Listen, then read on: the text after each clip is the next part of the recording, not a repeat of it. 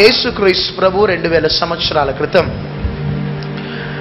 తాను దేవుడి నుంచి పరిచర్య యొక్క బాధ్యత తీసుకున్న తర్వాత ప్రతి నిత్యము క్రీస్తు దేవుని యొక్క ప్రేమను ప్రకటిస్తూ ముందుకు సాగిపోయినాడు.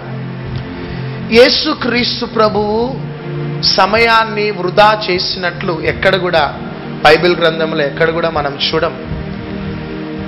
ఇంచుమించు సమయమంతా కూడా దేవుని యొక్క ప్రేమను ప్రకటిస్తూ ముందుకు సాగిపోయినాడు యేసుక్రీస్తు ప్రభు.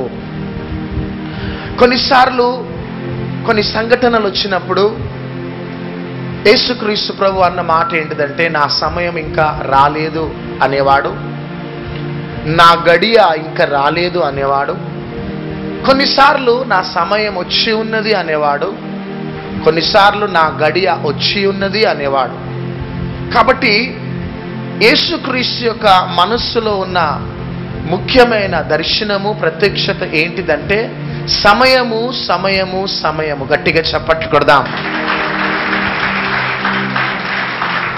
సమయము విషయంలో యేసుక్రీస్తు ప్రభు ఎంతగానో శ్రద్ధ వహించేవాడు.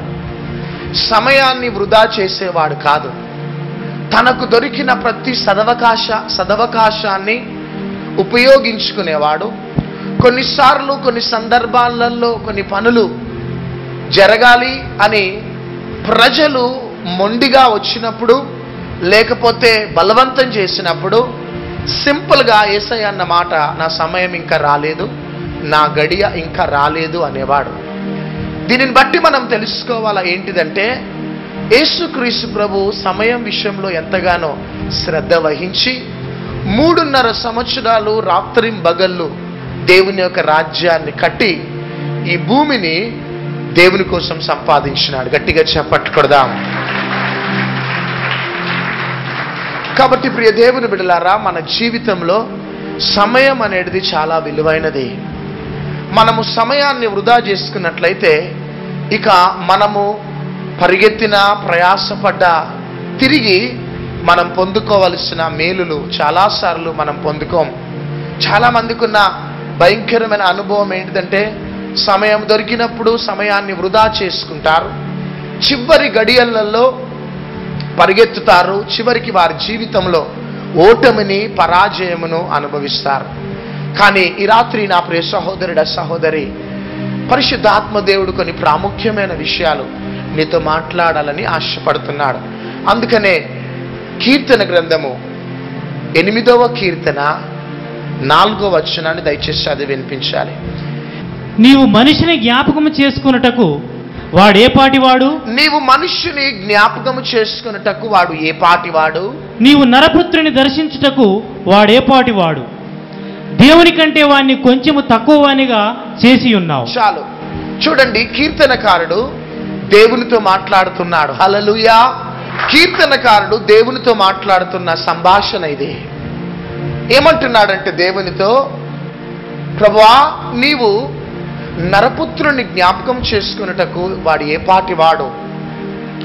నీవు మనుష్యుణ్ణి జ్ఞాపకం చేసుకున్నటకు వాడు ఏ పాటివాడు అని దేవుని యొక్క సార్వభౌమత్వాన్ని, మనిషి యొక్క స్థితిని ఆ కీర్తనకారుడు వర్ణిస్తున్నట్లు దేవుని యొక్క వాక్యం సెలవిస్తున్నది. చాలాసార్లు మనం అనుకుంటాం, మన జ్ఞానమును బట్టి, మన హోదాని బట్టి, మన డబ్బును బట్టి, మన సమస్త విషయాలను బట్టి మనము గొప్పవారము, జ్ఞానవంతులము అని చాలాసార్లు మనం అనుకుంటాం. కానీ కీర్తనకారుడు అంటున్న మాట ఏంటిదంటే, నీవు మనుష్యుని జ్ఞాపకం చేసుకున్నటకు వాడు ఏ పాటివాడు? నీవు నరపుత్రుణ్ణి జ్ఞాపకం చేసుకున్నటకు వాడు ఏ పాటివాడు? చూడండి ప్రియ దేవుని బిడ్డలారా, ఒకసారి సూర్య, చంద్ర, నక్షత్రములని మనం చూస్తే, ఈ చంద్రమండలమును మనం చూస్తే, మనము మనుష్యుడు, నరపుత్రుడు ఎక్కడ ఉన్నాడో, నరపుత్రుని, మనిషిని యొక్క స్థితి ఎంత దీన స్థితిలో ఉన్నదో మనం జ్ఞాపకం చేసుకోవాలి. చూడండి, కొన్ని కోట్ల, మిలియన్స్ ఆఫ్ నక్షత్రాలు ఆకాశంలో కనబడుతున్నాయి. అయితే మనకి దగ్గర ఉన్న నక్షత్రము అది ఏంటిదంటే సూర్యుడు. అందరు చెప్పండి, చెప్పాలా? మనకి చాలా దగ్గర ఉన్న నక్షత్రము సూర్యుడు. అంటే మిగతా కనబడే నక్షత్రాలన్నీ కూడా సూర్యుని కంటే ఎక్కువగా ప్రభావం కలిగినవి ఆ నక్షత్రాలు. చూడండి, ఈ సూర్యుని చుట్టూ 9 గ్రహాలు తిరుగుతున్నాయి. Mercury, Venus, Earth, Mars, Jupiter, Saturn, Uranus, Neptune, Pluto. ఈ 9 గ్రహాలు కూడా ఈ యొక్క ఆ సూర్యుని చుట్టూ తిరుగుతూ ఉన్నాయి. అయితే ఈ గ్రహాలలో మన గ్రహము భూమి 3వ గ్రహం. హల్లెలూయా, హల్లెలూయా. మెర్క్యూరీ, వీనస్, ఎర్త్, ఈ యొక్క 3వది గ్రహమే మనము ఉంటున్న గ్రహం. అయితే ఈ గ్రహములో ఏషియా ఖండంలో, భారతదేశంలో, ఆంధ్రప్రదేశ్లో, ఆదిలాబాద్ డిస్టిక్లో, బెల్లంపల్లి అనే మండలంలో ఉన్న పాస్టర్ ప్రవీణ్ అట యేసయ్య కావాలట. హల్లెలూయా. దేవుడు అట భూమి పునాదులు వేయబడక మునుపేనట నిన్ను నన్ను చూసి ఉన్నాడు. ఆమెన్, హల్లెలూయా. భూమి పునాదులు వేయబడక ముందేనట నీవెవరో తెలుసు, నీ కుటుంబం ఎవరో తెలుసు, నీ ప్రతి కదలిక దేవునికి తెలుసు. అంతేకాకనట భూమి పునాదులు వేయబడక ముందే యేసుక్రీస్తు ద్వారా తన బిడ్డలుగా మనల్ని ఏర్పరచుకున్నాడట. గట్టిగా చప్పట్లు కొడదాం. భూమి పునాదులు వేయబడక ముందేనట మనం పరిశుద్ధులుగాను నిర్దోషులుగాను ఉండాలి అని మనల్ని తన బిడ్డలుగా స్వీకరించినాడట దేవుడు. చూడండి, దేవునికి మానవుని పట్ల ఎంత శ్రద్ధ ఉన్నదో, మానవుని పట్ల దేవునికి ఎంత ప్రేమ ఉన్నదో మనం తెలుసుకోవాలి ప్రియ దేవుని బిడ్డలారా. చూడండి, మనిషిని యొక్క ఆయుషట నీటి బుడగ లాంటిదట. అంతలో కనబడి అంతలో మాయమైపోవు ఆవిరి వంటిదట మనిషిని యొక్క ఆయుష్. అంతలో కనబడి అంతలో మాయమైపోవు ఆవిరి వంటిది, నీడ వంటిది. కానీ స్టిల్ మనం బ్రతుకుతూ ఉన్నాము అంటే మనం ఏదో గొప్పవారమని కాదు, మనం ఏదో జ్ఞానవంతులమని కాదు, ఏదో మన క్రియల ద్వారా మనము నీతిమంతులము అని దేవుడు చూసి మన ఆయుష్ని పొడిగిస్తూ మనల్ని మన కుటుంబాలను దీవిస్తున్నాడని కాదు. కానీ మనము నమ్మదగిన వారము కానప్పటికీ కూడా ఆయన నమ్మదగిన దేవుడుగా మనుష్యుని జ్ఞాపకం చేసుకుంటున్నాడు. అదే దేవుని యొక్క ప్రేమ. మన క్రియల ద్వారా మనం ఏదో గొప్పవారమని మనము అనుకోవటం కాదు. మనం చేస్తున్న అన్నదానాల ద్వారా, వస్త్రదానాల ద్వారా, దీని ద్వారా నేను గొప్పవాడను, నా క్రియలు గొప్పవి, నేను మంచివాడను, నేను నీతిమంతుడను, సమాజంలో నాకు మంచి గౌరవ మర్యాదలున్నాయి, సమాజంలో నాకు మంచి సాక్ష్యం ఉన్నది, దానిని బట్టి దేవుడు మన యొక్క ఆయుష్ని పొడిగిస్తూ దేవుడు మనల్ని మన కుటుంబాలను ప్రేమించటం లేదు. కానీ మనము నమ్మదగిన వారం కానప్పటికీ, మన క్రియలు దేవునికి అనుకూలంగా లేనప్పటికీ కూడా భూమి పునాదులు వేయబడక మునిపేనట క్రీస్తులో దేవుడు మనల్ని ఏర్పరచుకున్నాడు. క్రీస్తులోనట మనం నీతిమంతులుగాను నిర్దోషులుగాను పరిశుద్ధులుగా ఉండటానికి పునాదులు వేయబడక మునిపే ఏర్పరచుకున్నాడు. ఎంత గొప్ప ప్రేమ అండి దేవుంది. చాలాసార్లు దేవుని యొక్క ప్రేమ అర్థం కాదు మనకి. అందుకని కీర్తనకారుడు అంటున్నాడు, నీవు మనుష్యుని జ్ఞాపకం చేసుకున్నటకు వాడు ఏ పాటి వాడు ప్రభువా. హల్లెలూయా, హల్లెలూయా. చూడండి, మానవుడిని దేవుడు ఏ విధంగా తయారు చేస్తున్నాడంటే ఆ స్వరూపంలో ఈ స్వరూపంలో తయారు చేయలేదు, కానీ తన స్వరూపంలో దేవుడు మానవులను తయారు చేస్తున్నాడు. చప్పట్లు కొడదాం. అంటే మానవుని యొక్క స్వరూపం ఏ విధంగా ఉన్నదంటే మనం ఏ విధంగా ఉన్నామో దేవుడు కూడా అదే విధంగా ఉన్నాడు. ఆమెన్, హల్లెలూయా. చూడండి, ఆ యొక్క కెరూబు అయిన లూసిఫర్ ఆ యొక్క పరలోకములో దేవునికి వ్యతిరేకంగా ప్రవర్తించటమును బట్టి దేవుడు ఏం చేస్తున్నాడంటే కెరూబుల మీద సెరూబుల మీద ఇక ఆధారపడకుండా, దేవదూతల మీద ఇక ఆధారపడకుండా ఆ కెరూబు అయిన లూసిఫర్ని భూమి మీదకి త్రోసివేసి, ఇక నేను ఎవరి మీద నేను ఆధారపడను కానీ ఇక నేను నా స్వరూపంలో మానవులను తయారు చేసుకుంటాను, ఆమెన్ అని దేవుడు ఏం చేస్తున్నాడంటే తన స్వరూపంలో మానవులను తయారు చేసుకొని ఒక మంచి ఏదెను తోటను స్థాపించి, ఆ ఏదెను తోటలో ఆదాముకి అవ్వకి అన్ని కూడా సిద్ధపరిచినాడు. హల్లెలూయా. అంతేకాక రోజు చల్లపూట వచ్చి రోజు ఆదాముతో అవ్వతో దేవుడు మాట్లాడుతూ ఉండేవాడు. చూడండి, ఒక సృష్టికర్త అయిన దేవుడు మానవులను తయారు చేసట, ఒక తోటను తయారు చేసి రోజు చల్లపూట వచ్చట ఆదాము అవ్వతో మాట్లాడుతూ ఉండేవాడు. చివరికి ఆదాము అవ్వ దేవునికి వ్యతిరేకంగా ప్రవర్తించినప్పటికీ కూడా లూసిఫర్ని త్రోసివేసినట్లు ఆదాము అవ్వని దేవుడు త్రోసివేయలేదు. హల్లెలూయా, హల్లెలూయా. కానీ ఏదెను తోటలో నుండి మాత్రం వెళ్ళగొట్టినాడు. వెళ్ళగొట్టిన దేవుడు ఇక జీవితంలో నేను నిన్ను ఎన్నడూ కూడా పట్టించుకోను అనలేదు, కానీ ఆదాము అవ్వని అడుగడుగున గమనిస్తూ ఉండేవాడు. గట్టిగా చప్పట్లు కొడదాం. ఆహా, ఎంత ప్రేమ అండి దేవుంది. వాళ్ళు ఏదైనా తోటను విడిచిపెట్టి వెళ్ళిపోతూ ఉంటే దేవుడు ఎంతగానో బాధపడ్డాడు. ఆదాము అవ్వ వంశావళి విషయంలో దేవుడు ఎంతగానో శ్రద్ధ వహించినాడు. కయ్యూనితో మాట్లాడినాడు, కుమారునితో మాట్లాడినాడు, హేబేలుతో మాట్లాడినాడు, షేతుతో మాట్లాడినాడు. ఏ రోజు కూడా మానవులను విడిచిపెట్టలేదండి దేవుడు, ఆమెన్. మానవుడు దేవునికి అన్యాయం చేసినా, నమ్మక ద్రోహం చేసినా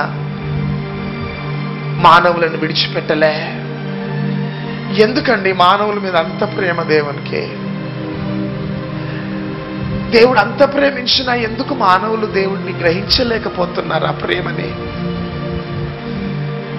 ప్రేమని ఎందుకు మానవులు అర్థం చేసుకోలేకపోతున్నారు?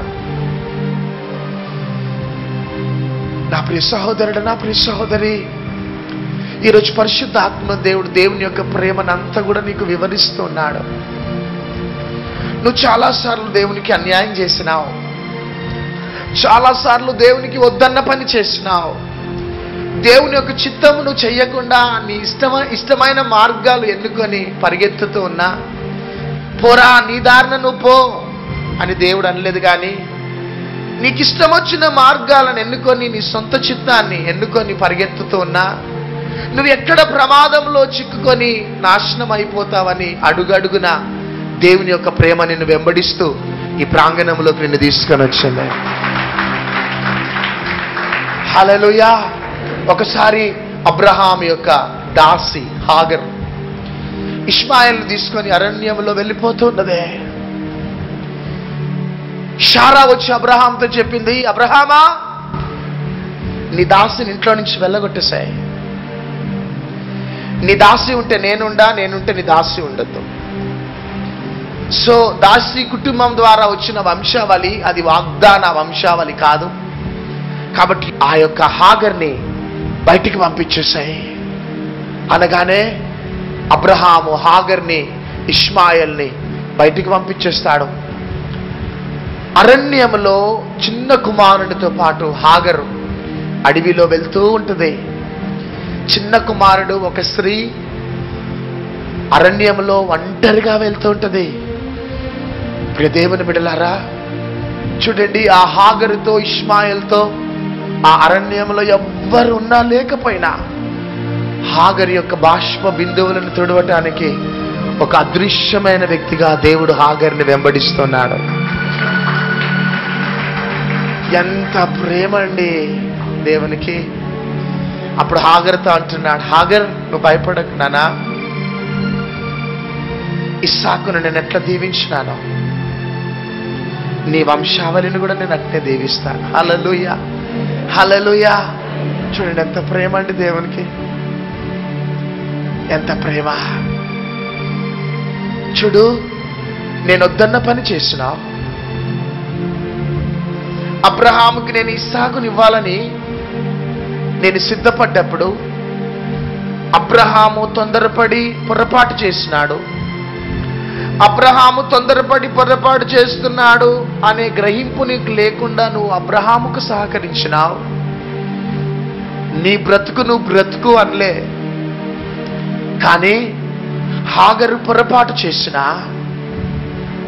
ఒంటరి స్థితిలో అడవిలో పరిగెత్తుతూ ఉన్నా హాగర్ను ఎవ్వరు పట్టించుకోకపోయినా, ఈవెన్ అబ్రహాము పట్టించుకోకపోయినా దేవుని యొక్క ప్రేమ హాగర్ని పట్టించుకున్నదే. అది దేవుని యొక్క ప్రేమ నానాదే. కొన్నిసార్లు ఇష్టం వచ్చిన మార్గాలు మనం ఎన్నుకుంటాం. దేవుడు వద్దన్న పని చేస్తూ ఉంటాం. కొన్నిసార్లు తల్లిదండ్రులకి మనల్ని బట్టి విసుకొచ్చి తల్లిదండ్రులు మనల్ని వెళ్ళగొట్టినా తిరస్కరించినా మన బలహీనతలను భరించేది ఎవరంటే కేవలం దేవుని యొక్క ప్రేమ మాత్రమే. ఒకసారి యాకోబుని చూసుకున్నట్లయితే యాకోబు తండ్రిని మోసం చేసినాడు, అన్నను మోసం చేసినాడు. చివరికి నాకు దేవుడే వద్దు, నేను నా సొంతంగా నా కాళ్ళ మీద నేను నిలబడతాను అని వెళ్ళిపోతున్నాడండి యాకోబు. కానీ యాకోబు దేవుణ్ణి వద్దన్నా దేవునికి యాకోబు కావాలా? చప్పట్లు కొడదాం. యాకోబు, నువ్వు నన్ను తిరస్కరించినా, నువ్వు నన్ను వద్దన్నా, నా ప్రేమను వద్దన్నా, Jacob I love you Jacob, నువ్వు నాకు కావాలి అని యాకోబు ఎక్కడికి వెళ్ళినా కానీ యాకోబుని దేవుని యొక్క ప్రేమ వెంబడించింది.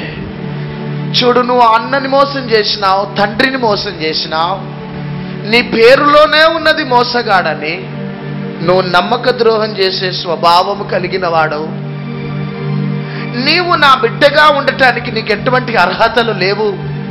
నీ బ్రతుకు నువ్వు బ్రతుకు యాకోబు అనలే. తండ్రిని విడిచిపెట్టి అన్నని విడిచిపెట్టి ఒంటరిగా పరిగెత్తుతూ నాకు దేవుడొద్దు, దేవుని దీవెనలొద్దు, నేను ఏ విధంగా బ్రతకాలో నాకు జ్ఞానం ఉన్నది అని ఒంటరిగా పరిగెత్తుతున్న ఆ యవనస్తుని వెంబడించింది ఎవరంటే ఎవరు? దేవుని యొక్క ప్రేమ. హల్లెలూయా, హల్లెలూయా. ఈరోజు టీవీ ప్రోగ్రాం చూస్తున్న సహోదరుడు సహోదరి, ఈ మందిర ఆవరణంలో కూర్చున్న సహోదరుడు సహోదరి, నువ్వు చాలాసార్లు దేవునికి నమ్మక ద్రోహం చేసినా, నువ్వు దేవుణ్ణి వద్దన్నా, అనేక సార్లు దురాత్మ శక్తులు, చీకటి శక్తులు, అంధకార శక్తులు, చాతబడి క్రియలు నిన్ను సర్వనాశనం చేయాలని పొంచి ఉన్నప్పుడు నిన్ను అడుగడుగున బ్రతికించుతూ వచ్చింది ఎవరంటే దేవుని యొక్క ప్రేమ మాత్రమే. ఆమెన్. సాతాను వెళ్ళి ఇదిగో ఈ వ్యక్తిని నేను సర్వనాశనం చేస్తాను అని దేవునితో ఛాలెంజ్ చేసినప్పుడు దేవుడు అడ్డుగా నిలబడి అపవాది కబంధ హస్తాలలో నుంచి దేవుడు నిన్ను నీ కుటుంబాన్ని విడిపించినాడు. నీ డబ్బును బట్టి నువ్వు ఈరోజు ఈ స్థితిలో లేవు సహోదరుడు సహోదరి. నీ జ్ఞానమును బట్టి నువ్వు ఈ స్థితిలో లేవు ఈరోజు.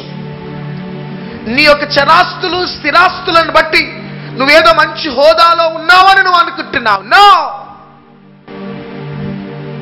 నీ డబ్బును బట్టి నీ హోదాను బట్టి కాదు, కానీ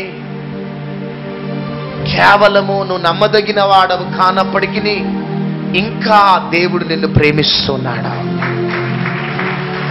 నీవు నాకు దేవుడు వద్దు అని దేవుని సహాయం లేకుండా నువ్వు పరిగెత్తుతూ ఉన్నా దేవునికి నీవు కావాలి అని నీకోసం దేవుడు పరిగెత్తుతూ వస్తున్నాడండి. అది అండి దేవుని ప్రేమ. వా, అసలు మన వెనకాల పరిగెత్తే అవసరం లేదు దేవునికి.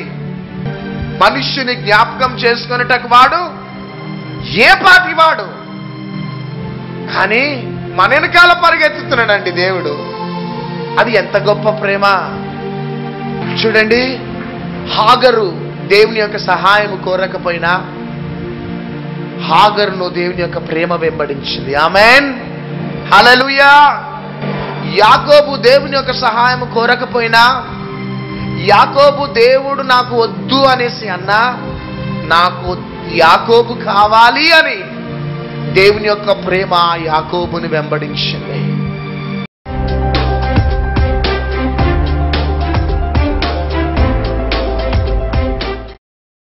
నా పేరు శ్రావణ్ కుమార్ అండి. నేను మందు బాగా తాగుతూ ఉండేవాడిని. అలాంటిది మానేసి మళ్ళీ దేవుళ్ళలోకి వచ్చాక మళ్ళీ మొదలుపెట్టాను. అప్పుడు నిన్న రాత్రి నేనేమనుకున్నా అంటే, తండ్రి నీ దగ్గరికి వస్తే నాకు మళ్ళీ విడుదల ఉందా అన్నప్పుడు మళ్ళీ దైవజనుల ద్వారా ఈ రోజున వాక్యం ద్వారా మాట్లాడి దేవుడు నన్ను ఎంతో బలపరిచారు. దేవునికి నా వందనాలండి. ఈ రోజు నీ జీవితాన్ని మార్చుకుంటున్నావా పూర్తిగా? అవునమ్మా. ఎక్కడి నుండి వచ్చారు మీరు? విజయవాడ నుంచి వచ్చాను. విజయవాడ నుంచి. ఈరోజు మనసు మార్చుకుంటున్నావా? అవును తల్లి. దేవుని కోసం మళ్ళీ తిరిగి నీ హృదయం జీవించాలనుకుంటున్నావు. వెళ్ళండి. చూడండి, ఈ సాక్ష్యం జాగ్రత్తగా వినండి. ఇతను HIV ఎయిడ్స్తో బాధపడుతున్నాడు. అయితే కాకినాడ మీటింగ్స్లో మేము ప్రార్థన చేశాం, ఇక్కడ బెల్లంపల్లి వచ్చాడు, మీటింగ్స్లో ప్రార్థన చేశాం. ఒక రిపోర్ట్ ఏమో HIV ఉందని, మొన్న తీసుకున్న రిపోర్ట్ ఏమో HIV నార్మల్ లేదు అని. చప్పట్లో. తను 2 రిపోర్ట్స్తో ఇక్కడికి వచ్చాడు. ఒకటి HIV ఉన్న రిపోర్ట్, రెండవదిగా ప్రార్థన చేసుకొని ఇక్కడ నుంచి వెళ్ళాక HIV లేదని నార్మల్ రిపోర్ట్. అంటే తన పాపాన్ని ఒప్పుకొని మొన్న మీటింగ్స్లో మారు మనసు పొంది బ్యాప్టిజం తీసుకున్నాడు. పాపక్షమాపణ నిమిత్తం దేవుడు అద్భుతంగా స్వస్థత ఇచ్చి HIV లేదు అని నార్మల్ రిపోర్ట్ నిర్ధారణ డాక్టర్స్ చేశారు. చూడండి, HIV అది దురాత్మనా లేకపోతే రోగమా? పాపము చేయటం వలన మనిషి జీవితానికి వచ్చే శాపం అన్నమాట, చీకటి ప్రభావం. ఎప్పుడైతే తన పాపాన్ని ఒప్పుకొని క్షమాపణ పొంది బ్యాప్టిజం తీసుకొని మారు మనసు పొందాడో, అద్భుతంగా ఆ రోజు జరిగిన ప్రార్థన ద్వారా ఈరోజు నార్మల్ రిపోర్ట్స్తో మన మధ్యలో నిలబడ్డాడు.